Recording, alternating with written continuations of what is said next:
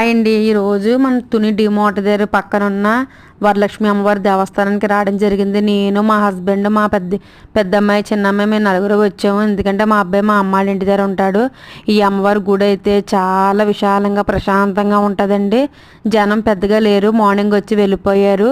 అంటే మేము బేగా వెళ్ళిపోయాము గుడికి. ఎందుకంటే మేము పార్క్కి, గణపతి నగర్ పార్క్కి వెళ్ళనేసి మేము బేగా దర్శనం చేసుకొని కాసేపు కూర్చొని వెళ్ళిపోయాము.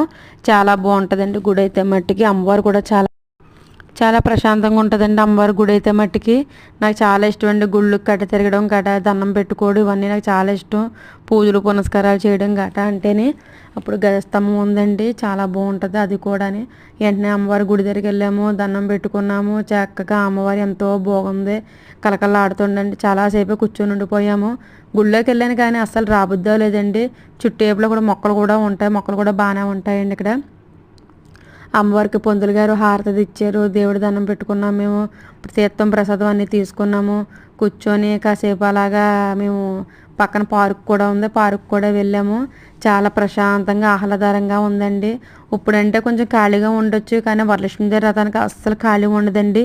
ఎందుకంటే ఈ అమ్మవారి పేరే వరలక్ష్మి అమ్మవారు కదండి. అందువల్ల మీరు కూడా వీలైనప్పుడు ఈ అమ్మవారి గుడికి వచ్చి ఒకసారి దర్శించుకోండి. అనుకున్న ఏమైనా మనం కోరికలు కోరుకుంటే అవన్నీ కూడా చల్లగా కూడా తీరుస్తారు అమ్మవారు అన్నది.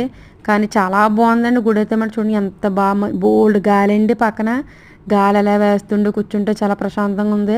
మనం దర్శనం చేసుకొని పక్కన పార్క్ కూడా ఉంది, పిల్లలు ఆడుకోవడానికి కాదు, పెద్దోళ్ళు ఎక్సర్సైజ్ చేయడానికి కాదు, అవన్నీ ఉన్నాయండి. మేము గుడిదో అయిపోయిన తర్వాత ప్రసాదం తీసుకొని పక్కన పార్కులోకి వెళ్ళి ఒక 5 నిమిషాలు కూర్చొని వచ్చేసామండి. మేము డైరెక్ట్గా గణపతి నగర్ పార్క్కి వెళ్ళిపోయాం. ఎందుకంటే మేము ఎప్పుడూ గణపతి నగర్ పార్క్కే మేము వెళ్తామండి. మీరు రండి, అమ్మవారు దర్శించుకోండి. బాయ్ అండి.